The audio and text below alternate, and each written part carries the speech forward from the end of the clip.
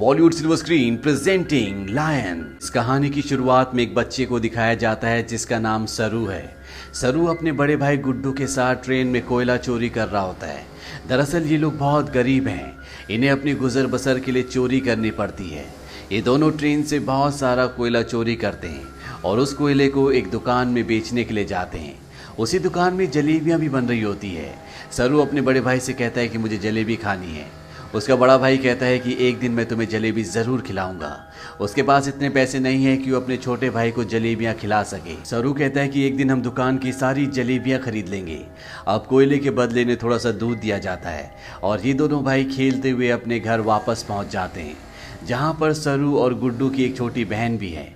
ये तीनों अपनी माँ के साथ रहते हैं। सरू की माँ अपने दोनों बच्चों से पूछती कि वो दूध कहाँ से लेकर आए, लेकिन वो इस बात का कोई भी जवाब नहीं देते। उसी रात को सरू का भाई गुड्डू काम पर जा रहा होता है। सरू कहता है कि मैं भी तुम्हारे साथ काम पर चलूंगा।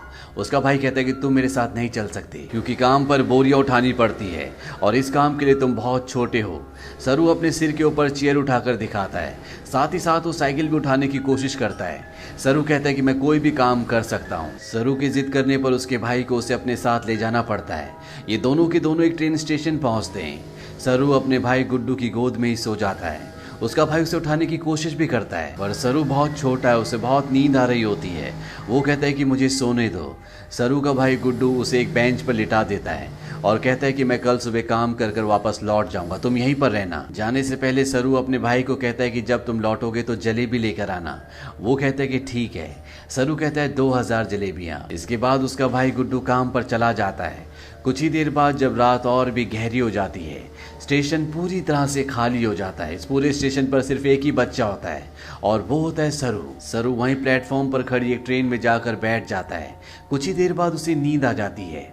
सुबह जब उसकी नींद खुलती है तो ट्रेन चल रही होती है। सरू ये देखकर घबरा जाता है और ट्रेन में चारों तरफ भागता है। वो अपने भाई को आवाज भी देता है। साथ ही साथ वो ट्रेन के दरवाजे खोलने की भी कोशिश करता है पर दरवाजे पूरी तरह से लॉक्ड होते हैं। इसीलिए ट्रेन के कई बार रुकने के बाद भी वो ट्रेन से बाहर नहीं निकल पाता। ट्रेन की बोगी पूरी तरह से खाली है। सरू भूखा प्यासा इस ट्रेन में फंस चुका है। कुछ दिन का सफर तय करने के बाद ट्रेन कलकत्ता वेस्ट बंगाल पहुंच जाती है, यानी सरू के घर से 1600 किलोमीटर दूर। सरू मध्य प्रदेश के खांडवा डिस्ट्रिक्ट से है। वो स्टेशन पे उतरता है जहाँ पर बहुत ज़्यादा भीड़ होती है। वो टिकट काउंटर पर जाता है और कहता है कि मुझे अपने घर जाना है, पर यहाँ पर सब बंगाली में बात कर रहे होते हैं। सरू को किसी की बात समझ में नहीं आती। वो वहीं स्टेशन पर बैठे अपने जैसे कुछ बच्चों के साथ जाकर बैठ जाता है जिनके पास कोई भी घर नहीं होता। पर कुछ ही देर बाद यहाँ पर कुछ लोग आते हैं जो उन बच्चों को उठाकर अपने साथ ले जा रहे होते हैं। सरू किसी तरह से वहाँ से भाग जाता है और वो एक बार फिर से रात के अंधेरे में इस बड़े शहर में पूरी तरह से अकेला है। उसे बहुत भूख भी लगी होती है। तभी उसे देवी माता की एक मूर्ति दिखती है। वो देवी माँ को नमन करता है और देवी माँ के चरणों में जो प्रसाद होता है वो उस प्रसाद को खाता है। अगली सुबह सरू ट्रेन ट्रैक पर चल रहा होता है क्योंकि वो अपने घर जाना चाहता है। तभी यहाँ पर एक औरत आती है जिसका नाम नूर होता है। वो सरू से पूछते कि तुम्हारा घर कहाँ है। वो कहता है कि गणेश तल्ले। ये मध्य प्रदेश में इतना छोटा गांव होता है जिसके बारे में किसी को कुछ नहीं पता होता। नूर उसे अपने घर ले जाती है, उसे खाना खिलाती है, नहलाती है। वो कहती है कल सुबह एक आदमी आएगा जो तुम्हारी मदद करेगा, वो तुम्हें तुम्हारी मम्मी से मिलवा देगा। अगली सुबह यहाँ पर रामा नाम का एक आदमी आता है। वो सरू की पूरी बॉडी चेक करता है और नूर को धीरे से कहता है कि तुमने बहुत अच्छे से काम किया। उन्हें ऐसी लड़के की तलाश थी। सरू को इन दोनों पर शक हो जाता है, इसीलिए वो मौका देखकर इस घर को छोड़कर भाग जाता है। सरू अपने कई दिन हावड़ा ब्रिज के आसपास गुजारता है। उसे हमेशा अपनी मम्मी की याद आती है कि किस तरह से उसकी मम्मी पत्थर तोड़ा करती थी और वो अपनी मम्मी की मदद किया करता था। सरू अपनी मम्मी से बहुत प्यार करता है पर अब वो यहाँ से 1600 किलोमीटर दूर है जिसके बारे में सरू को कुछ भी नहीं पता। सरू को इसी तरह से यहाँ पर 2 महीने बीत जाते हैं और एक सुबह जब बारिश हो रही होती है तो वो एक कैफ़े के बाहर बैठा होता है। कैफ़े के अंदर एक लड़का कॉफ़ी पी रहा होता है और बाहर से सरू उसकी नकल उतार रहा होता है। वो लड़का बाहर आता है और सरू को कुछ खाने के लिए देता है। इसके बाद वो सरू को अपने साथ पुलिस स्टेशन ले जाता है। वो बताता है कि इस लड़के को बांग्ला बोलनी नहीं आती है, हिंदी में बात करता है। जब मैंने इससे पूछा कि कहाँ से है तो इसने बताया कि ये गणेश तल्ले से है। इस जगह के बारे में ना लड़के को ना ही पुलिस वाले को कुछ पता होता है, क्योंकि ये मध्य प्रदेश में एक बहुत छोटा सा गाँव है। लड़का सरू से उसकी मम्मी का नाम भी पूछता है। सरू कहता है कि मेरी मम्मी का नाम अम्मी है। दरअसल उसे अपनी मम्मी का नाम नहीं पता होता। पुलिस उसके पेरेंट्स को ढूंढने की बहुत कोशिश करती है, पर सरू के घर का, उसके गांव का, उसके परिवार का कुछ भी पता नहीं चलता। इसीलिए पुलिस उसे एक अनाथ आश्रम में भेज देती है। सरू 3 महीने वहां पर गुजारता है और 3 महीने के बाद सरू से एक लेडी मिलने आती है जिसका नाम मिसेस सूद होता है। वो सरू को बताती है कि पिछले 3 महीनों से हम तुम्हारी अम्मी को, तुम्हारे परिवार को ढूंढने की कोशिश कर रहे हैं, पर कुछ भी पता नहीं चला।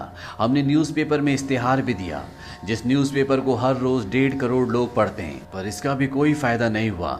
सरू कहता है कि मेरा घर यहाँ से बहुत दूर है, मैं अपनी अम्मी के पास, गुड्डू के पास जाना चाहता हूँ। मिसेस सूद कहती है कि हमने हर जगह तलाश करने की कोशिश की, अब इंतजार का कोई फायदा नहीं है। एक ऑस्ट्रेलियन कपल है जो तुम्हें अडॉप्ट करना चाहता है, वो बहुत अच्छे लोग हैं, उनके साथ तुम बहुत खुश रहोगे, तुम्हें ऑस्ट्रेलिया जाना होगा। इसके बाद मिसेस सूद सरू को अपने साथ अपने घर ले आती है, जहाँ पर कुछ और बच्चे भी होते हैं। मिसेस सूद सबको इंग्लिश के वर्ड, टेबल मैनर से सब कुछ सिखाती हैं और अब सरू को ऑस्ट्रेलिया भेज दिया जाता है, जहां पर मिस्टर जॉन और उनकी वाइफ सू, जिन्होंने सरू को अडॉप्ट किया होता है, उसे देखकर वो बहुत खुश होते हैं। सरू को ये अपने घर ले आते हैं। छोटे से मिट्टी के घर में रहने वाला सरू जब इस घर को देखता है तो पूरी तरह से हैरान होता है। साथ ही साथ वो बहुत गुमसुम भी होता है, क्योंकि ये देश, यहाँ की हवा, मिट्टी सब सरू के लिए पूरी तरह से नए हैं। सरू की मॉम, जिसका नाम सू है, जिसने सरू को अडॉप्ट किया है, वो सरू से इंग्लिश में कहती है कि मुझे पता है कि तुम्हारा सफर इतना आसान नहीं था, तुम मुझे इस वक्त कुछ नहीं बता सकते, पर एक दिन तुम मुझे सब कुछ बताओगे। सरू धीरे धीरे इनकी भाषा, इनका रहन सहन सीखना शुरू कर देता है। बहुत जल्द वो इन सब के साथ कंफर्टेबल हो जाता है। मिस्टर जॉन और उनकी वाइफ सू सरू से अपने बेटे की तरह प्यार करती है। वो उसकी जिंदगी में किसी तरह की कोई कमी नहीं होने देते। 1 साल बाद ये एक और बच्चे को अडॉप्ट करते हैं, जो इनके साथ एडजस्ट नहीं हो पाता। वो अपने आप को नुकसान पहुंचाना शुरू कर देता है, पर मिस्टर जॉन और उनकी वाइफ इस बच्चे को कंट्रोल करने की, समझाने की कोशिश करते हैं, क्योंकि वो इसकी मदद करना चाहते हैं। उसी रात को मिसेस सू रो रही होती है। सरू उनके पास जाता है, उनके आंसू पोंछता है और उनके गले से लग जाता है, यानी कि अब उसने पूरी तरह से उन्हें अपनी मॉम मान लिया है। धीरे धीरे वक्त बीतता और 20 साल बीत जाते हैं। सरू अब बड़ा हो चुका है। मिस्टर जॉन और उनकी वाइफ, जो सरू के मॉम डैड है, उनको सरू पर गर्व होता है। वो होटल मैनेजमेंट की पढ़ाई करने के लिए मेलबॉर्न जा रहा होता है। वो अपने उस भाई से भी मिलता है जिसे मिस्टर और मिसेस जॉन ने सरू के बाद अडॉप्ट किया था, लेकिन ये दोनों एक दूसरे को पसंद नहीं करते। सरू अब होटल मैनेजमेंट की इंट्रोडक्टरी क्लास में पहुंच जाता है, जहां पर सब अपने बारे में बताते हैं। सरू कहता है कि वो अपना होटल खोलना चाहता है, साथ ही वो ये भी बताता है कि वो इंडिया में कैलकाटा से है। इसके बाद यहाँ पर जितने भी स्टूडेंट्स होते हैं वो सब के सब हाउस पार्टी रखते हैं, जहाँ पर सरू भी जाता है। यहाँ बहुत सारे इंडियन स्टूडेंट्स भी होते हैं, इसीलिए यहाँ पर खाने में बहुत सारा इंडियन फूड होता है। और सरू जब वहाँ पर जलेबियाँ देखता है तो उसे बचपन का वो लम्हा याद आ जाता है, जब उसने अपने भाई गुड्डू से जलेबी खाने के लिए कहा था और जवाब में उसके भाई गुड्डू ने कहा था कि वो उसे जलेबी जरूर खिलाएगा। सरू ने कहा था कि एक दिन वो सारी जलेबी खरीद लेंगे। सरू को जब ये लम्हा याद आता है तो उसकी आंखों में आंसू आ जाते हैं और वो अपने दोस्तों को बताता है कि वो कैलकाटा से नहीं है, वो किसी और जगह से है। बचपन में वो खो गया था, वो एक ट्रेन में बैठ गया था और जब ट्रेन रुकी तो वो कैलकाटा पहुंच गया था। यहाँ पर एक लड़का उससे पूछता है कि वो ट्रेन में कितने दिन तक था। सरू कहता है 2-3 दिन तक।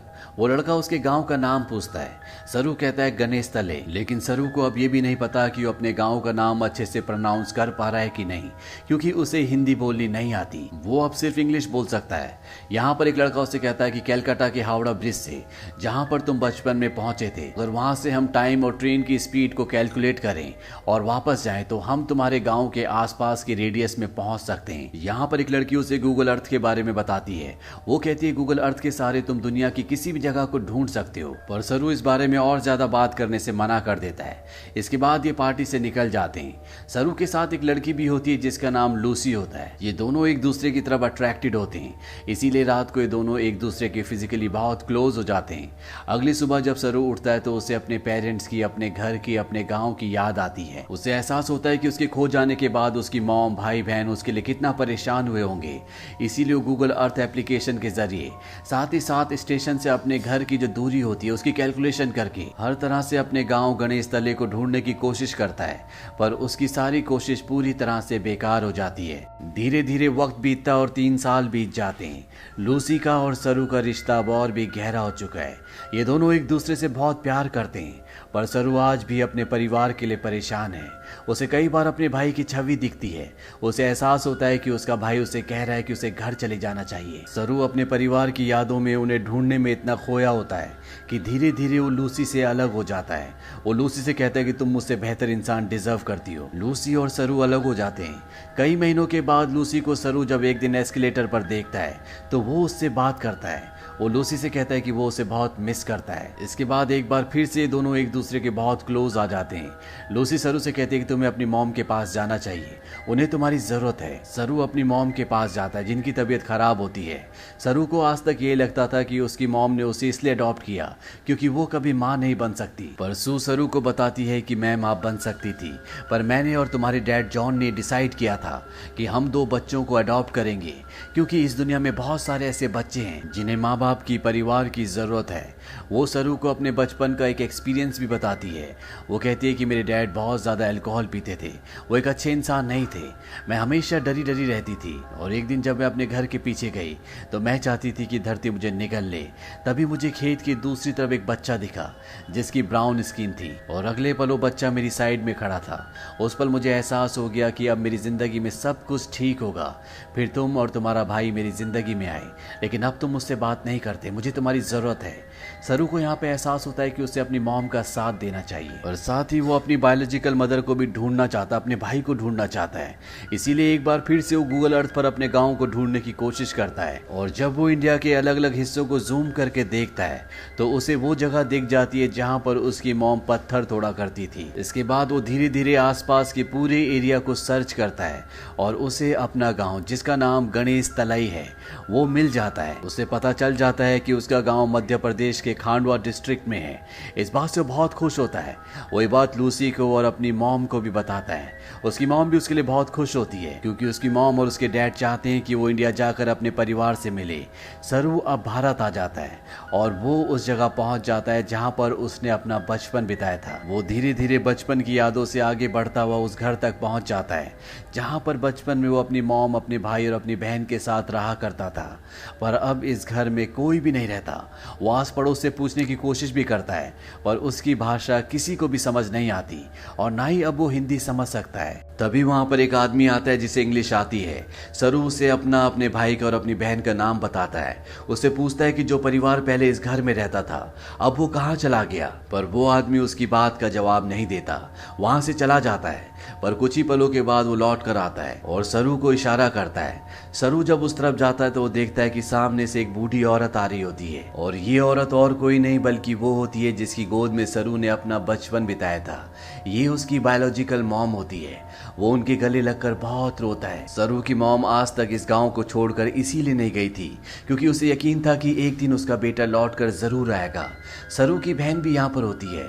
वो अपनी बहन को अपने गले से लगा लेता है पर सरू अपने भाई से मिल नहीं पाता। उससे पता चलता है कि जिस रात वो अपने भाई के साथ काम पर गया था पर सरू को नींद आ रही थी, इसीलिए उसके भाई ने उसे बेंच पर सुला दिया था। और जब उसका भाई जा रहा था तो सरू ने अपने भाई से कहा था कि सुबह जलेबी लेकर आना। उसी रात को उसके भाई गुड्डू की एक ट्रेन दुर्घटना में मृत्यु हो गई थी, यानी कि एक माँ ने एक ही रात में अपने दोनों बेटों को खो दिया था।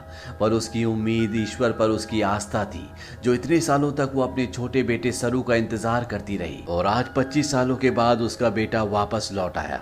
सरू इसके बाद ऑस्ट्रेलिया में अपने मॉम और डैड को कॉल करता है। वो उन्हें बताता है कि मुझे मेरा परिवार मिल गया पर इससे कुछ भी नहीं बदलता।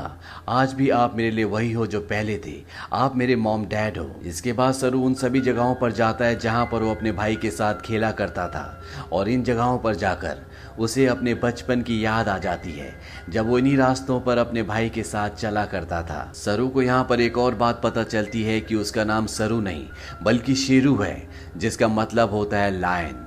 अंत में हमें कुछ रियल फुटेज दिखाई जाती है जिसमें सरू के वो माँ बाप जिन्होंने उसे अडॉप्ट किया था वो इंडिया आते हैं। इंडिया में सरू की जो असली बायोलॉजिकल मॉम होती है वो उन्हें अपने गले से लगा लेती है। तो ये थी सच्ची कहानी सरू की। ऑफिशियल रिपोर्ट्स के मुताबिक पता चलता है कि भारत से हर साल 80,000 बच्चे गायब होते हैं, लेकिन उसमें से 1% भी बच्चे ऐसे नहीं हैं जिनकी किस्मत सरू की तरह हो। इसीलिए इस पूरी कहानी, इस पूरी फिल्म के जो हीरो हैं वो और कोई नहीं बल्कि मिस्टर जॉन और उनकी वाइफ सू है, जो अपने बच्चे पैदा कर सकते थे, पर उन्होंने फैसला किया कि वो अपने बच्चे पैदा ना करके उन बच्चों को अडॉप्ट करेंगे जिनके पास घर नहीं है, ताकि उन्हें एक अच्छा घर मिल सके। अगर इस दुनिया में हर एक इंसान की सोच इसी तरह से हो जाए तो ये दुनिया स्वर्ग बन जाए। तो ये थी पूरी कहानी फिल्म लॉयन की। ये फिल्म सन 2016 में रिलीज हुई थी। IMDb पर इसकी रेटिंग है 8। इस फिल्म का बजट था $12 मिलियन और बॉक्स ऑफिस पर इसने कमाई की थी $141 मिलियन की। उम्मीद करते हैं कि ये कहानी आपको पसंद आई होगी।